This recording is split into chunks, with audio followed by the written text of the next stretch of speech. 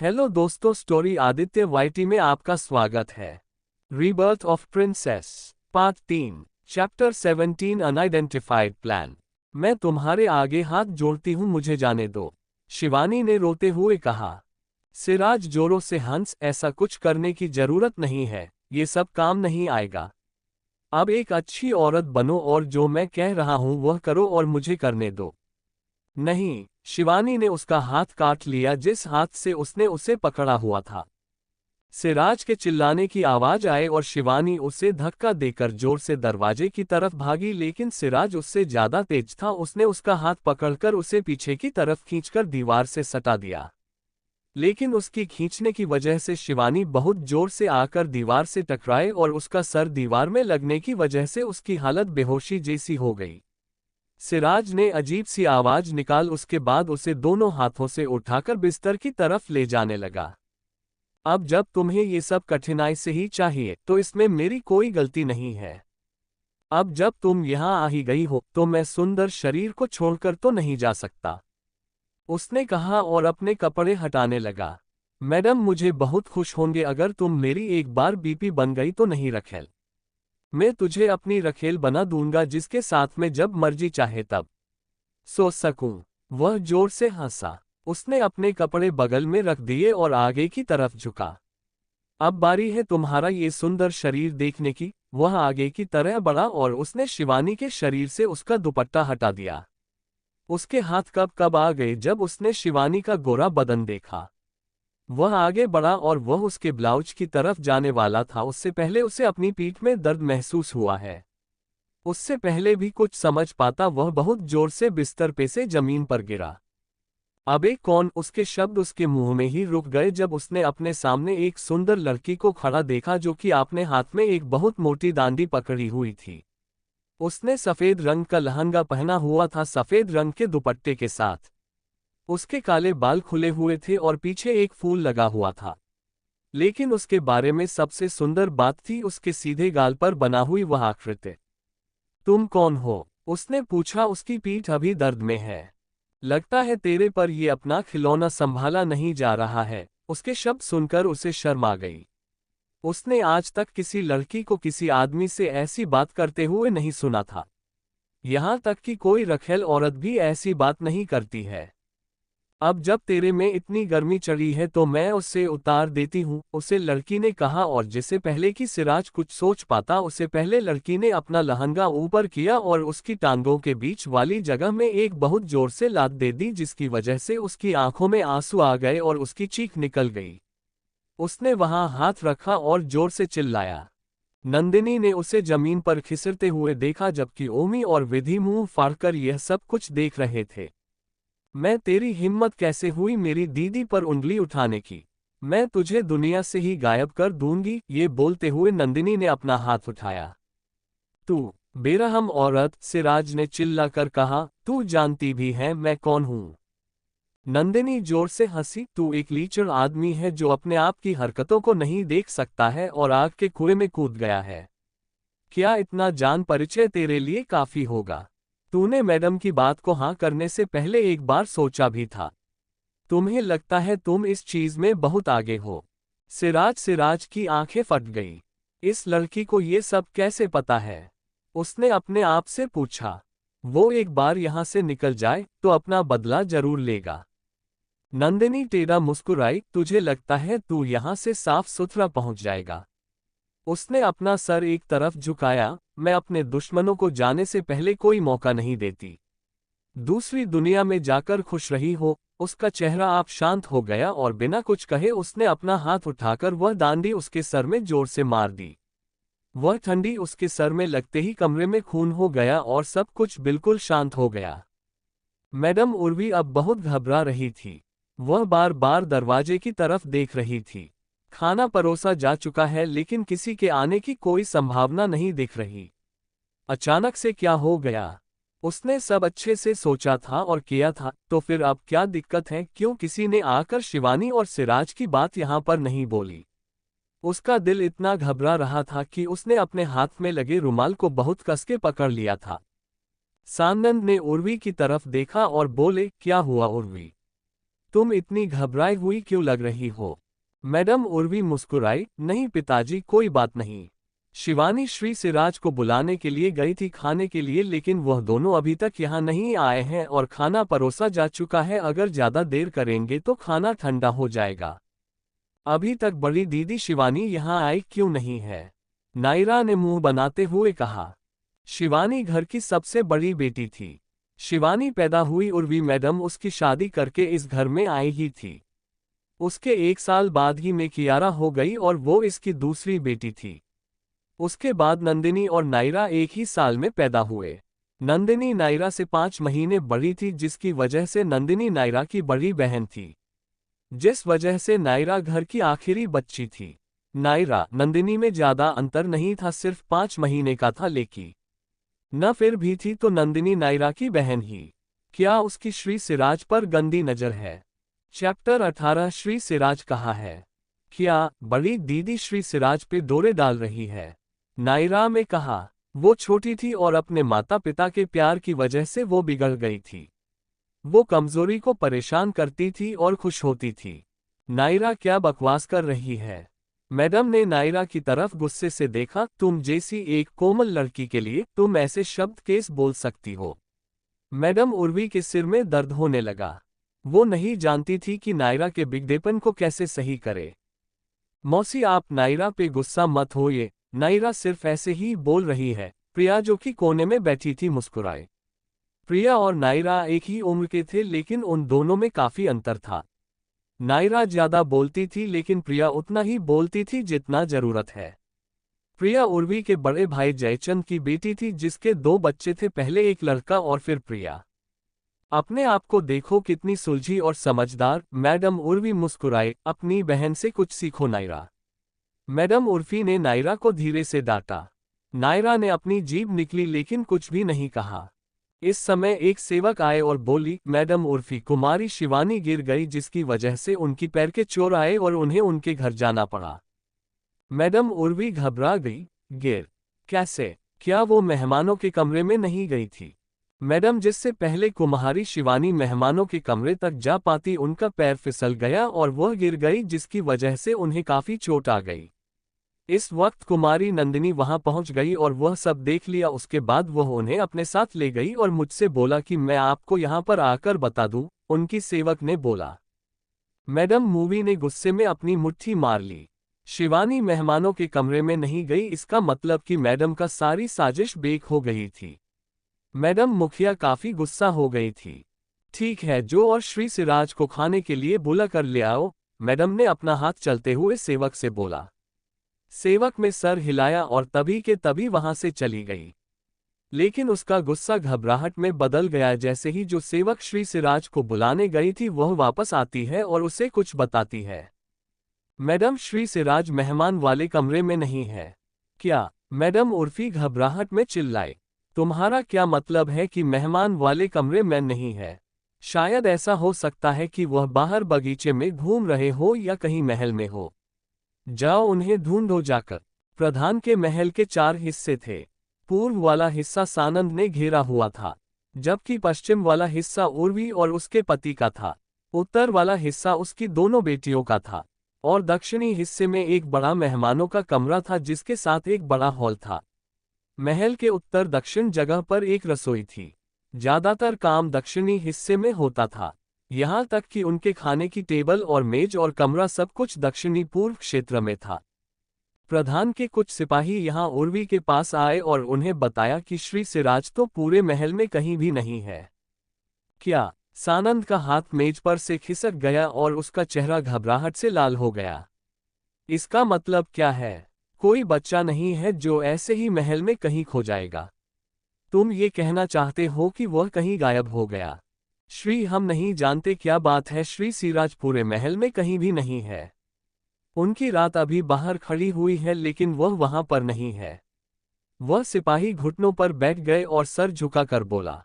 Madam Urfi का शरीर कांप गया।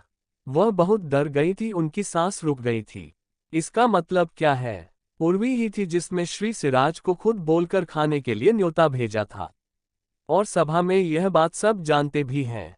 सबको इस चीज की भी खबर थी कि कियारा और श्री सिराज के रिश्ते की बात चल रही थी, लेकिन सम्राट के कियारा को युवरानी बनने के प्रस्ताव रखने से पहले उसके माथे पर पसीना आने लगा था। अगर सभा के इतनी जरूरी इंसान का बेटा हमारे घर से ऐसे अचानक गायब हो जाएगा तो इल्जाम तो हम पर ही आएगा। एक लंबा चौड़ा हट्टा कट्टा लड़का ऐसे कैसे गायब हो सकता है? इसी खबर के साथ प्रधान के घर में सब चिंता में आ गए और उथल पुथल हो गई। उधर टूटे घर में शिवानी घबरा गई जब उसे महसूस हुआ कि उसके चेहरे पर कुछ छींटे आए हैं। ठंडी बहुत है उसके चेहरे पर गिरी और वह हिली। उसने अपनी आंखें खोली और झपकाए। आंखें खोलते ही कुछ देर पहले हुआ हादसा उससे याद आया। वह बहुत जोर से चिल्लाए, नहीं, बड़ी दीदी। नंदिनी ने उसका हाथ पकड़ा और पुकारा। शिवानी ने इधर उधर देखा और नंदिनी को उसको देखते हुए पाया बहुत चिंता के साथ। वह अपने टूटे घर में वापस आ चुकी थी, जिसकी वजह से उसे थोड़ी राहत मिली। नंदिनी, उसकी आवाज हल्की थी और बहुत कमजोर थी। कोई बात नहीं, अब आप सुरक्षित हैं। नंदिनी ने उसकी पीठ सहलाई। नंदिनी समझ सकती थी कि शिवानी पर क्या गुजर रही थी। एक लड़की जो हमेशा सबसे छुप कर रही है और अचानक उसके साथ ऐसा होता है। कौन सी लड़की ऐसा कुछ होने से नहीं डरेगी? थोड़ा पानी पी लो। नंदिनी ने शिवानी के हाथ में पानी थमाया और उसने एक बार में ही उसे खत्म कर दिया। उसके सूखे हुए गले को राहत मिली और उसने एक गहरी सांस ली। आप ठीक हो? नंदिनी ने फिर से पूछा। शिवानी ने अपना सिर हिलाया। कहाँ है वो? उसकी चिंता करने की आपको जरूरत नहीं है, नंदिनी ने उसे बीच में रोककर कहा। शिवानी के कुछ भी समझ नहीं आया। कहाँ है वो? नंदिनी मुस्कुराए। उसने हल्के से शिवानी का हाथ थाप तपाया। वो ऐसी जगह है जहां उसे होना चाहिए। चिंता मत करो, अब आपको और परेशान नहीं करेगा। ओमी और विधि जो नंदिनी के पीछे खड़ी थी कपकपा गई। उन दोनों ने देखा था कि नंदिनी ने उस आदमी को कहाँ भेजा।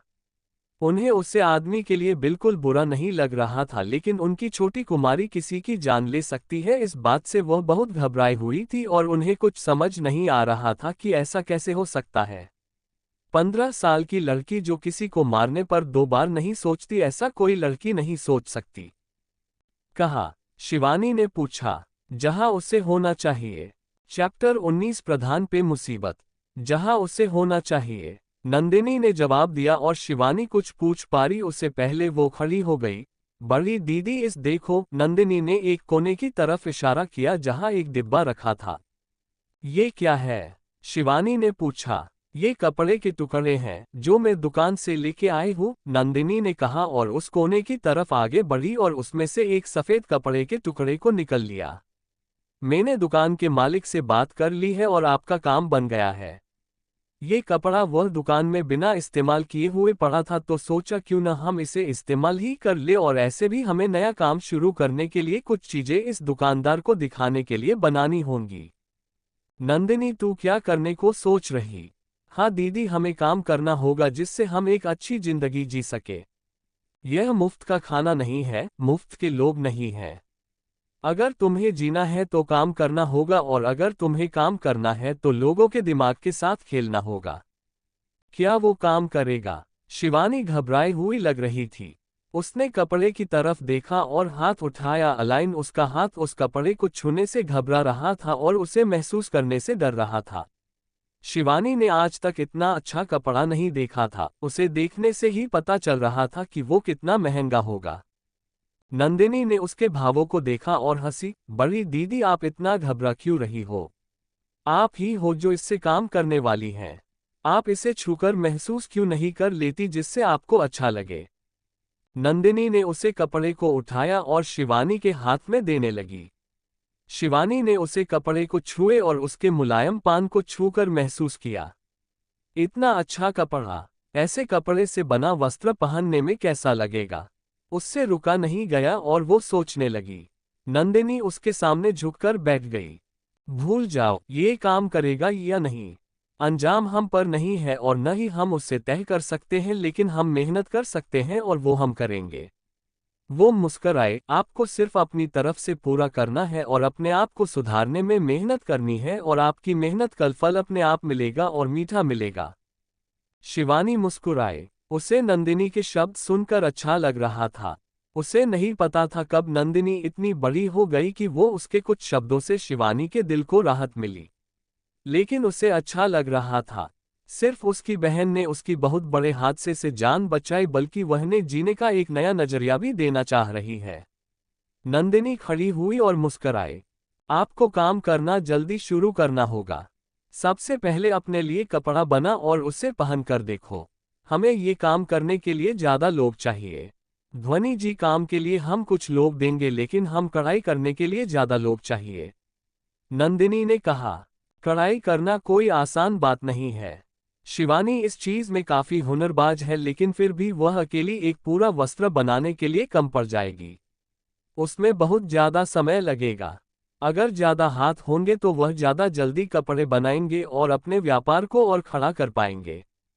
कुमारी, अगर आप मुझे विश्वास करें तो मैं कुछ और सेवक ला सकती हूँ, उमी ने हिचकिचाते हुए कहा। नंदिनी ने उसकी तरफ देखकर मुड़ी और बोला, क्या? मेरे कुछ दोस्त हैं जो कि सेवक हैं।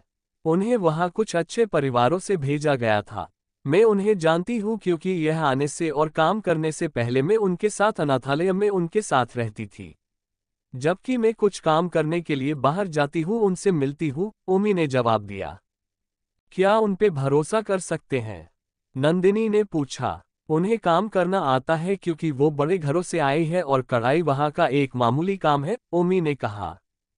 ठीक है, फिर उनके सबसे पहले खरीदो, फिर उन्हें वहां दुकान लेके जाओ और सारा काम समझा कर उन्हें वहां छोड़ देना, नंदिनी ने उमी से कहा। जी, उमी ने जवाब दिया और अपना सिर हिलाया। नंदिनी एक कोने में गई जहां से उसने एक हरे रंग का हाथ में पहनने के लिए कोई आभूषण उठाया और उमी को थमा दिया। इसे गिरवी रख दियो, तुम्हें सेवक खरीदने के लिए पैसे की जरूरत पड़ेगी। ध्यान रखियो, जितने ज्यादा होंगे उतना अच्छा। उमी ने सिर हिलाया और वह से चली गई। नंदिनी शिवानी की तरफ मुड़ी। बड़ी दीदी, दो रंगों का मिलन करे तो कैसा रहेगा? टूटे घर में काफी शांति थी, लेकिन वह प्रधान के महल में हर जगह चिंता का माहौल था। मैडम उर्वी ने अपने पति को एक चुपचाप बिना किसी को बताए पत्र भेजा था। अच्छा था कि आज की सभा हर रोज से जल्दी खत्म हो गई और उसके पति प्रधान भागकर घर वापस आ गया। क्या हुआ है? उसने घर का माहौल देखकर पूछा। कियारा के पापा। उर्वी रोकर उसकी तरफ भगाई। क्या हुआ? उसने घबरा कर कहा। मैंने श्री सिराज को खाने पे बुलाया था। मैंने सोचा था कि हमारी उनसे बात होती थी तो मैं उन्हें खुद बुलाकर उनसे माफी मांग लूं, लेकिन वो अचानक से गायब हो गए और किसी को नहीं पता कि वो कहाँ है। उसने रोते हुए कहा और अपने आंसू पूछे। तुम्हारे कहने का क्या मतलब है कि वो गायब हो गए? प्रधान के कुछ समझ नहीं आया कि उर्वी क्या कहना चाहती है। हमें नहीं पता कुछ भी। वो मेहमानों के कमरे में आराम कर रहे थे, फिर खाना बना और मैंने सेवक को उन्हें बुलाने भेजा तो वो वहां नहीं थे। सभी सेवकों ने मिलकर उन्हें ढूंढा, लेकिन वो पूरे महल में कहीं नहीं मिले। मैडम उर्वी ने प्रधान को सब कुछ बताया। इस प्रकार की चीज प्रधान ने रुककर कहा, क्या पता वो वापस चल गए हो।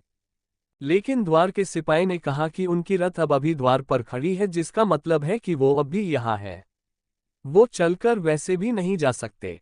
प्रधान ने अपने सामने बैठी औरत को देखा। ये किस प्रकार की चीजें हो रही है? कोई आदमी यह पे आने के बाद ऐसे कैसे गायब हो सकता है? हमें उसे जल्दी ढूंढना होगा, वरना हमारे लिए बहुत बड़ी मुसीबत खड़ी हो जाएगी, प्रधान ने गुस्से में कहा। कियारा के पिताजी, अगर उन्हें कुछ चुप हो जा, प्रधान ने अपनी बीवी से कहा। मैडम उर्वी ने अपना सिर झुका लिया और कुछ भी नहीं कहा। अगर श्री सिराज को कुछ हो गया तो उसके बाद इन्हें बहुत परेशानी का सामना करना पड़ेगा। वो प्रधान की बीवी है और इसे सभा के नियमों के बारे में थोड़ा बहुत पता है। श्री सिराज का बहुत बड़ा पद नहीं था, लेकिन ये किसी की मौत का सवाल है और प्रधान की कितनी बड़ा पद हो, उन्हें सजा दी जाएगी। सब जगह उनकी बदनामी होगी। ये सब सोच के उर्वी के रोंगटे खड़े हो गए। वो डर रही थी जो भी आगे होने वाला था। Chapter 20 unknown probate. राज्य के उत्तर दिशा की सड़क पे बहुत सारे रथ भाग रहे हैं। ये सफर था उत्तर दिशा की तरफ के एक छोटे पहाड़ों में एक गांव का, जिसका नाम था त्रिमुरा गांव। पार्थ ने छोटी सड़क की तरफ देखा और मुंह बनाया। सड़क अच्छी बनी हुई नहीं थी और उनका रथ कभी भी कहीं भी लड़खड़ा सकता था या फिर किसी भी चीज से टकरा सकता था। पार्थ को भी वहां जाने का बिल्कुल मन नहीं थी, लेकिन उसकी मां बोल रही थी कि उन्हें वहां जाना चाहिए। ये कहा जाता है कि वह पे एक आदमी है जिसकी उम्र 110 साल से ऊपर थी। वो इस गांव में अकेले में अपनी जिंदगी की रहे थे और यही एक वजह थी कि यह इतना जाना माना था। पार्थ ने अपना सिर घुमाया और अपने सिपाही की तरफ देखकर बोला, उस चीज के बारे में कोई खबर? उसने जाने के लिए पूछा। दिविज ने अपना सिर झुकाया, नहीं युवराज, मैंने बहुत लोग इस काम पर लगाए थे वो चाबी ढूंढने के लिए, लेकिन हम नहीं पता है कि उस चाबी को कहाँ रखा गया है। उसका कोई भी नामो निशान नहीं है कि वो कहाँ है। पार्थ ने गुस्से में अपनी मुट्ठी बंद कर ली। गुस्सा उसके अंदर उमड़ था जिसकी वजह से उसे सांस लेने में दिक्कत हो रही थी। मुझे ये नहीं सुनना है दिविज। तुम्हें वो चाबी मेरे लिए ढूंढनी होगी। मुझे उसकी जरूरत है। उसे कमीने को सब पता था और उसने वो मुझसे छुपा कर रखी। फिर उसके बाद उसकी बेटी ने चाबी के बारे में बताया, लेकिन ये नहीं बताया कि वो कहाँ है। मेरे उस पे इतनी जाकती करने के बाद भी उस चुड़ैल ने कुछ नहीं बताया। किसी काम की नहीं थी वो। युवराज, आप किसी और को जानते हो क्या जिसे उस चाबी के बारे में कुछ पता हो जो हमारी मदद कर सके? पार्थ ने अपना सिर नामे हिला दिया। तुम्हें लगता है ये इतना आसान है? ये तक कि पिताजी को भी इस बारे में नहीं पता है। मुझे इस बारे में पता चला क्योंकि मैं मारवी के पिताजी का पीछा करवा रहा था। मुझे हमेशा उसी चीजों पे शक रहता था कि वो कैसे हमारे इतनी बड़ी सेना का ध्यान रखता था। वो वजह किसकी वजह से कोई उसे हरा नहीं सकता था, वो थी वही चाबी जिसे हम ढूंढ रहे हैं। लेकिन उस बारे में उसने कभी किसी को पता नहीं लगने दिया। अगर पिताजी को पता चल जाता कि उनके सिपाहियों के प्रधान पे एक इतनी जरूरी चीज है तो वो उन्हें अपने साथ ले जाते और उनसे चाबी निकलवाने की कोशिश करते।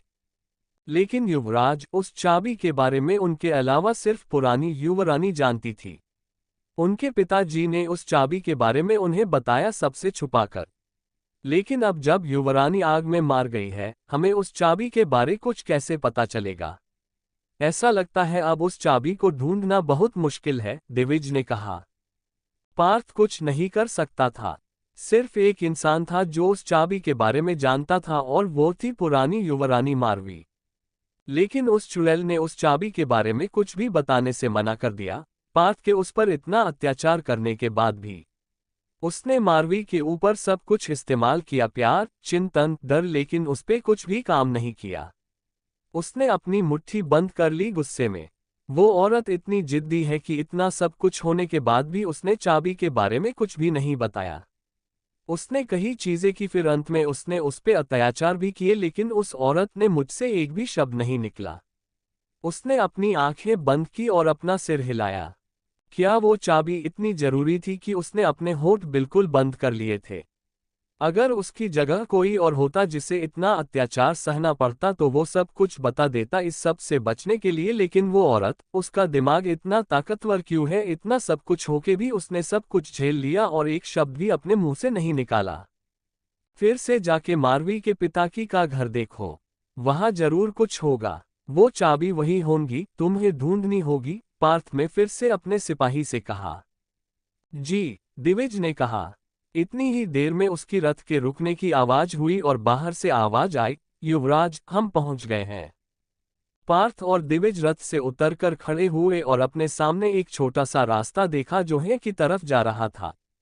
वो रास्ते के अंत में कुछ घर देख सकते थे। पार्थ, रथ चलाने के लिए ये रास्ता बहुत छोटा है। मुझे लगता है अब हमें चलकर आगे जाना होगा, दिविज ने पार्थ से कहा।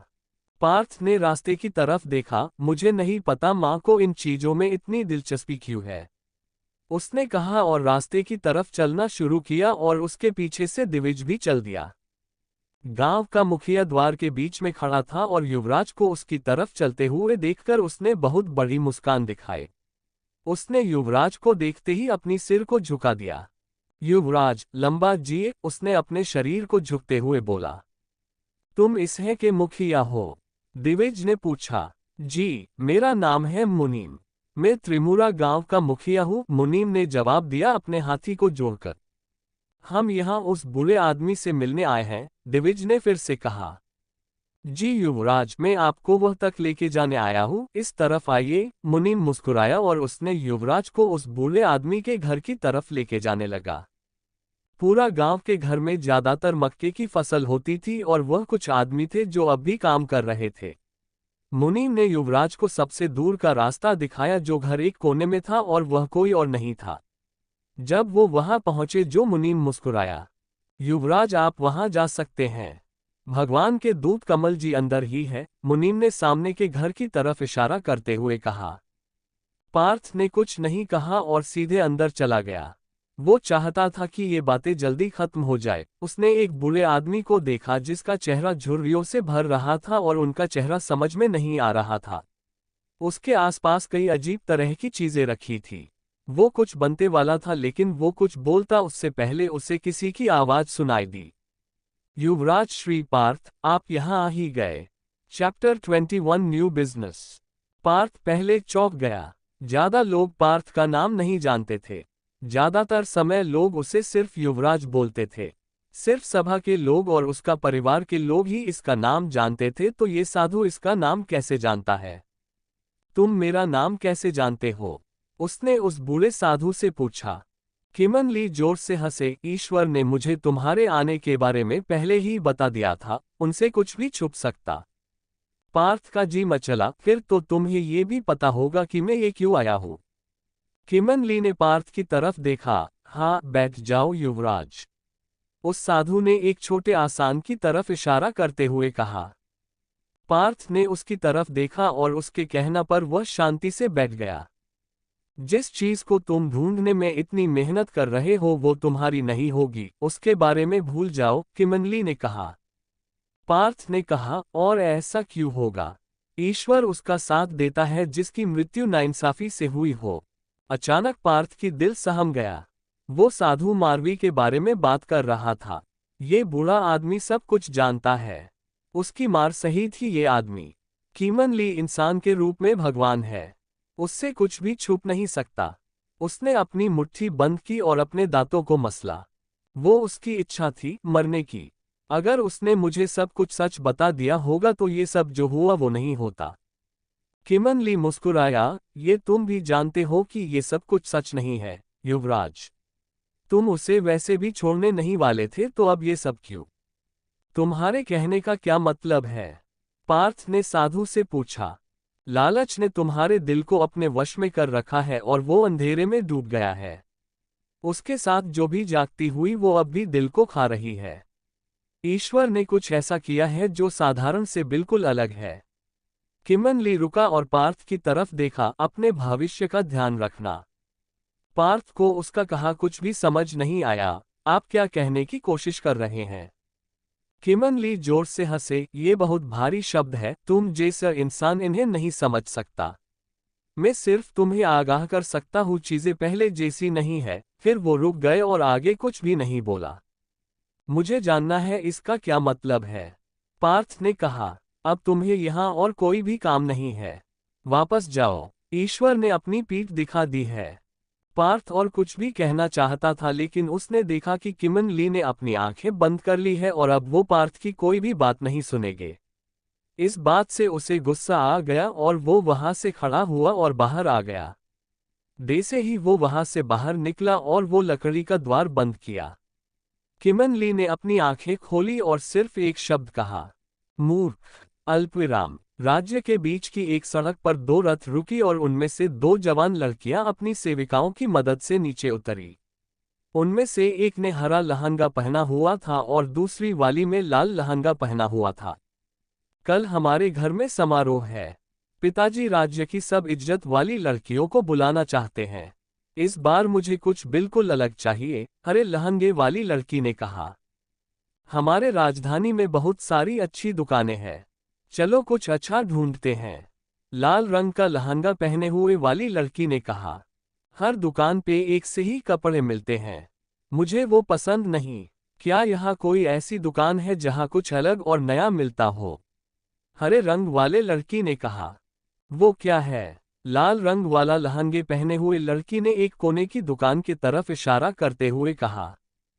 क्या? हरी लहंगे वाली लड़की ने उस तरफ देखा। क्या रेशम धागों की दुकान। यहाँ ऐसी दुकान कब से आ गई? मैं ये जगह हर बार हर दिन घूमती हूँ लेकिन ये दुकान कभी यहाँ नहीं देखी।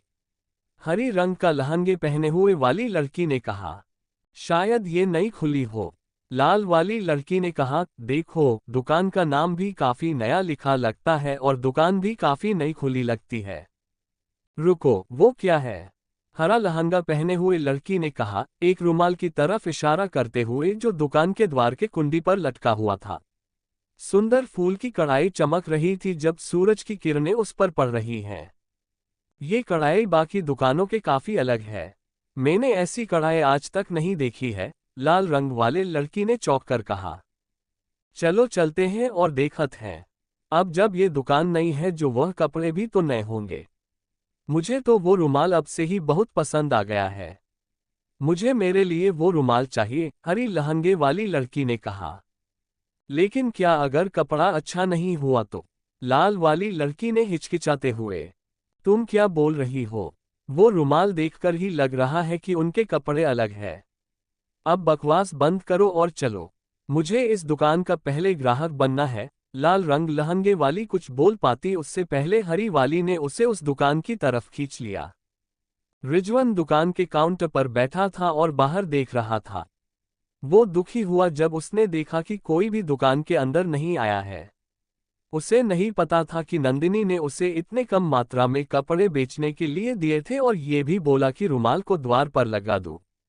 पूरे 2 साल के नुकसान के बाद अब उसने ये दुकान नए नाम से फिर से खोला है, लेकिन आज की यह का मालिक नहीं है। उसके ख्वाब टूट गए जब उसने देखा कि 2 लड़कियां दुकान के अंदर आ रही हैं। श्री, क्या ये दुकान नई खुली है? हरी लहंगा पहने हुए लड़की ने मुस्कुराते हुए पूछा। रिजवन थोड़ा घबरा गया लेकिन फिर अपने चेहरे पर मुस्कान चिपका ली। जी कुमारी, ये दुकान नई खुली है। क्या आपके पास उस रुमाल जैसा एक और है जो द्वार पे लगा हुआ है? हरी वाली लड़की ने द्वार की तरफ इशारा करते हुए कहा। Chapter 22 little happiness. राज्य के बीच की एक सड़क पर 2 रथ रुकी और उनमें से 2 जवान लड़कियां अपनी सेविकाओं की मदद से नीचे उतरी। उनमें से एक ने हरा लहंगा पहना हुआ था और दूसरी वाली में लाल लहंगा पहना हुआ था। कल हमारे घर में समारोह है। पिताजी राज्य की सब इज्जत वाली लड़कियों को बुलाना चाहते हैं। इस बार मुझे कुछ बिल्कुल अलग चाहिए, हरे लहंगे वाली लड़की ने कहा। हमारे राजधानी में बहुत सारी अच्छी दुकानें हैं। चलो कुछ अच्छा ढूंढते हैं। लाल रंग का लहंगा पहने हुए वाली लड़की ने कहा। हर दुकान पे एक से ही कपड़े मिलते हैं। मुझे वो पसंद नहीं। क्या यहाँ कोई ऐसी दुकान है जहाँ कुछ अलग और नया मिलता हो? हरे रंग वाले लड़की ने कहा। वो क्या है? लाल रंग वाला लहंगे पहने हुए लड़की ने एक कोने की दुकान की तरफ इशारा करते हुए कहा। क्या? हरी लहंगे वाली लड़की ने उस तरफ देखा। क्या? रेशम धागों की दुकान। यहाँ ऐसी दुकान कब से आ गई? मैं ये जगह हर बार हर दिन घूमती हूँ लेकिन ये दुकान कभी यहाँ नहीं देखी। हरी रंग का लहंगे पहने हुए वाली लड़की ने कहा। शायद ये नई खुली हो। लाल वाली लड़की ने कहा, देखो दुकान का नाम भी काफी नया लिखा लगता है और दुकान भी काफी नई खुली लगती है। रुको, वो क्या है? हरा लहंगा पहने हुए लड़की ने कहा, एक रुमाल की तरफ इशारा करते हुए जो दुकान के द्वार के कुंडी पर लटका हुआ था। सुंदर फूल की कढ़ाई चमक रही थी जब सूरज की किरणें उस पर पड़ रही हैं। ये कढ़ाई बाकी दुकानों के काफी अलग है। मैंने ऐसी कढ़ाई आज तक नहीं देखी है, लाल रंग वाले लड़की ने चौंक कर कहा। चलो चलते हैं और देखते हैं। अब जब ये दुकान नई है जो वह कपड़े भी तो नए होंगे। मुझे तो वो रुमाल अब से ही बहुत पसंद आ गया है। मुझे मेरे लिए वो रुमाल चाहिए, हरी लहंगे वाली लड़की ने कहा। लेकिन क्या अगर कपड़ा अच्छा नहीं हुआ तो? लाल वाली लड़की ने हिचकिचाते हुए। तुम क्या बोल रही हो? वो रुमाल देखकर ही लग रहा है कि उनके कपड़े अलग है। अब बकवास बंद करो और चलो। मुझे इस दुकान का पहले ग्राहक बनना है। लाल रंग लहंगे वाली कुछ बोल पाती उससे पहले हरी वाली ने उसे उस दुकान की तरफ खींच लिया। रिजवन दुकान के काउंटर पर बैठा था और बाहर देख रहा था। वो दुखी हुआ जब उसने देखा कि कोई भी दुकान के अंदर नहीं आया है। उसे नहीं पता था कि नंदिनी ने उसे इतने कम मात्रा में कपड़े बेचने के लिए दिए थे और ये भी बोला कि रुमाल को द्वार पर लगा दूं। पूरे 2 साल के नुकसान के बाद अब उसने ये दुकान नए नाम से फिर से खोला है, लेकिन आज की यह का मालिक नहीं है। उसके ख्वाब टूट गए जब उसने देखा कि 2 लड़कियां दुकान के अंदर आ रही हैं। श्री, क्या ये दुकान नई खुली है? हरी लहंगा पहने हुए लड़की ने मुस्कुराते हुए पूछा। रिजवन थोड़ा घबरा गया लेकिन फिर अपने चेहरे पर मुस्कान चिपका ली। जी कुमारी, ये दुकान नहीं खुली है। क्या आपके पास उस रुमाल जैसा एक और है जो द्वार पे लगा हुआ है? हरी वाली लड़की ने द्वार की तरफ इशारा करते हुए कहा। चैप्टर 23 गोयल का गायब बेटा। 1 महीने बाद, शिवाय राजवंश सभा। सम्राट शिवम अपने बड़े से सिंहासन पे बैठे हुए थे और नीचे की तरफ बैठे सभा के सभी मंत्रियों की तरफ देख रहे थे जो अपने ऐसे के हिसाब सीधे कतार में बैठे हुए थे। शिवम ने अजीब सा चेहरा बनाया जब उसने देखा कि वारंट मंत्री उसके सामने जमीन पर पैरों पे बैठा हुआ है। सम्राट, आपको हम इंसाफ दिलाना होगा। मेरा बेटा पूरे 1 महीने से गायब है। उसका अंश पूरी राजधानी में कहीं नहीं है, किसी को नहीं पता कि वो कहाँ है। मुझे आभास है कि अगर उसे कुछ हो गया होगा तो हमारा परिवार बिखर जाएगा और टूट जाएगा। मेरे पास सिर्फ एक ही औलाद है, मेरा बेटा। मुझे इंसाफ दिलाए सम्राट। तुम्हारे कहने का क्या मतलब है कि तुम्हारा पुत्र 1 महीने से गायब है? वारंट गोयल, तुमने मुझे इस बारे में पहले क्यों नहीं बताया है? शिवम ने वारंट की तरफ घूरते हुए कहा। सम्राट, आखिरी बार उसे प्रधानमंत्री पूरव के घर देखा गया था। मेरे बेटे को मैडम उर्वी ने अपने घर खुद बोलकर खाने पर बुलाया था और उसके बाद वो वापस लौट के घर नहीं आया है। सम्राट, जब मैंने छानबीन की तो पता चला कि प्रधानमंत्री के परिवार ने कहा कि वो वहां खाने होने के बाद चला गया था और इस बारे में उन्हें कुछ भी नहीं पता है। लेकिन मेरा बेटा, एक जवान आदमी ऐसे कैसे अचानक गायब हो सकता है? वो प्रधानमंत्री के महल गया और वह जाके गायब हो गया। मैं इस बात को नहीं भूल पा रहा हूँ और ये कोई भूलने वाली बात है भी नहीं। मेरा बेटा खोया है। मैंने उसे ढूंढने की हर मुमकिन कोशिश की लेकिन मैं उसे नहीं ढूंढ पा रहा हूँ। शिवम ने शक्ल बनाई। वारंट गोयल का ओहदा और पद दोनों ज्यादा बड़े नहीं हैं सभा और राजधानी में, लेकिन फिर भी यहाँ लोग उसकी इज्जत करते हैं। अब जब उसका एक लौता बेटा ऐसे अचानक गायब हो गया है तो सम्राट ऐसे बैठकर उसे उसके सामने घुटने पे बैठे हुए देख नहीं सकता, इसलिए वो प्रधानमंत्री पूरव की तरफ मुड़ा जो शांति से अपनी कुर्सी पर बैठा हुआ था। प्रधानमंत्री, मैं क्या सुन रहा हूँ? वारंट गोयल का एक लौता बेटा गायब हो गया है और फिर भी इतनी बड़ी बात सभा में 1 महीने के बाद उठ रही है। इतने समय के बाद क्यों? क्या आप अपना काम अच्छे से नहीं कर पा रहे हैं? पूर्व को अपने आप को शांत दिखा रहा था। वो सम्राट के सवाल सुन के चौंक गया था। सिराज के गायब होने की बात उसके लिए एक बड़ी मुसीबत थी जिसकी वजह से उसे हर तरफ से घाटा था। सभा में उसकी अच्छी इज्जत की वजह से ही सम्राट ने युवराज के सतह कियारा की शादी तय की थी और अगर कोई ऐसी बड़ी बात सभा में अब उठेगी तो उसे बहुत मुसीबतों का सामना करना पड़ेगा और इस शादी पे भी खतरा आ जाएगा। पूर्व खड़ा हुआ और सम्राट की तरफ झुका। सम्राट, मुझे माफ कर दीजिए इस चीज को सभा में पहले से नहीं उठाने के लिए, लेकिन वारंट गोयल का बेटा हमारी सभा का सदस्य नहीं है और गोयल सभा का बड़ा मंत्री नहीं है, तो उसके गायब होने पर हम वो बात सभा में नहीं कर सकते थे। और रही श्री सिराज की हमारे घर आने वाली बात, तो वो सही है। उस दिन मेरी बीवी ने उन्हें हमारे घर खाने पर बुलाया था। उससे पहले हमारे बीच कियारा और श्री सिराज की शादी के बारे में बात हुई थी, लेकिन जब भी बात अचानक खत्म हो गई तो मेरी बीवी को बुरा लगा और वो श्री सिराज से खुद माफी मांगना चाहती थी। लेकिन हमने ये नहीं सोचा था कि वहां से जाने के बाद श्री सिराज ऐसे अचानक गायब हो जाएंगे। पूरब ने हर एक शब्द बहुत सोच के बोला था जिससे वो अपनी परिस्थिति सबको समझा सके। इससे ये पता चल रहा था कि श्री सिराज प्रधान के घर से खाने के बाद चले गए थे और उनके गायब होने से प्रधान या उसके घरवाला का कोई लेना देना नहीं है। वैसे भी खाने का बुलावा सिर्फ माफी मांगने और चिंता जताने के लिए था, तो वो उन्हें कोई नुकसान नहीं पहुंचाएंगे। वारंट गोयल ने अपने दांत गिटगिटाए। वो जानता था कि कुछ ऐसा है जो किसी को नहीं पता। उसका बेटा ऐसे क्यों गायब हो जाएगा जैसे वो कभी इस दुनिया में था ही नहीं। और उसी समय उसे प्रधान के घर से खाने के लिए बुलावा आया तो प्रधान के घर से सिराज के गायब होने का कुछ तो ताल्लुक है, लेकिन वो कुछ नहीं कह सकता क्योंकि उस पे किसी भी चीज का सबूत नहीं है।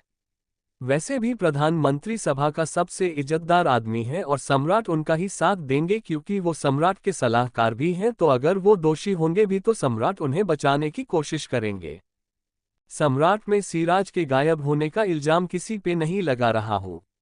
मैं सिर्फ चाहता हूँ कि सम्राट मेरे बेटे को ढूंढने में मेरी मदद करे। वैसे भी ये सब हुआ प्रधान के घर से आने के बाद और उनके खाने के न्योते के बाद। सम्राट कृपया करके मेरे बेटे को ढूंढवाने में मेरी मदद कीजिए, वारंट गोयल ने रोते हुए कहा। उसके शब्द आसान थे, वो अपने बेटे को ढूंढना चाहता था, किसी को उसका दोषी नहीं ठहरा रहा था। पूरब का दिल सहम गया लेकिन वो उसने अपने चेहरे पर नहीं दिखने दिया।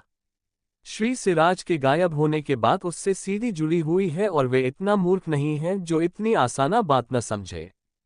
तो वो चाहता थी कि वो सबको इस बात का यकीन दिला दे कि सिराज उसके घर से जाने के बाद रास्ते में गायब हुआ है, जिससे उसका घर और परिवार इस सब से बच जाए। शिवम ने अपना माथा हाथ से घिसा। चिंता मत करो वारंट गोयल, मैं अपनी सबसे अच्छी सेना भेजूंगा तुम्हारे बेटे को ढूंढवाने के लिए, सम्राट ने गोयल को तसल्ली दिलाते हुए कहा। आपका बहुत बहुत धन्यवाद सम्राट, वारंट गोयल ने रोते हुए सिर झुका के कहा। सभा के द्वार सिपाही ने अचानक से बहुत जोर से घोषणा की कि क्वासर के दोनों राजकुमार महल पहुंच गए हैं। उसके बाद पूरी सभा में दो जवान लड़कों को सभा के अंदर आते हुए देखा। एक लड़के ने पूरे सफेद रंग के वस्त्र पहने हुए थे और दूसरे ने पूरे नीले रंग के। उनके वहां आते ही सारे मंत्री उनकी सुंदरता और उनके तेज से मनमोहित हो गए थे कि कोई उनसे अपनी नजर नहीं हटा पा रहा था। शिवम मुस्कुराया जब उसने दोनों लड़कों को अपनी तरफ आते हुए देखा। चैप्टर 24 बड़ी दुकान। सम्राट को हमारा नमस्कार, आप सदा सलामत रहे, दो जवान लड़कों ने झुककर सम्राट से कहा। खड़े हो खड़े हो, शिवम ने अपना हाथ हिलाते हुए कहा। ये दोनों लड़के उसके बहन के बेटे थे जिसकी शादी क्वासर में हुई थी। उसने इन दोनों लड़कों को जब देखा था तब ये दोनों बहुत छोटे बच्चे थे। उसके बाद उसे कभी मौका नहीं मिला उनसे मिलने का, और अब इतने सालों के बाद उसे मौका मिला है अपने दोनों सुशील और सुंदर भांजों मिलने का। मेरा नाम समर्थ देवराज और मैं सम्राट जीशन और सम्राज्ञी चारवी का पहला पुत्र हूँ, सफेद कपड़े वाले लड़के ने मुस्कुराते हुए कहा। उसकी मुस्कान मनमोहक और दिल लुभाने वाली थी। तो तुम हो क्वासर के युवराज, शिवम ने सिर हिलाते हुए बोला। मैं मानिक देवराज, दूसरा बेटा, नीले कपड़े वाले ने अपना परिचय दिया। वो सफेद कपड़े वाले से काफी अलग था। उसके चेहरे पर कोई मुस्कुराहट नहीं थी लेकिन फिर भी उसका तेज अलग ही था। मैं दोनों राजकुमारों का शिवाय राजवंश में स्वागत करता हूँ।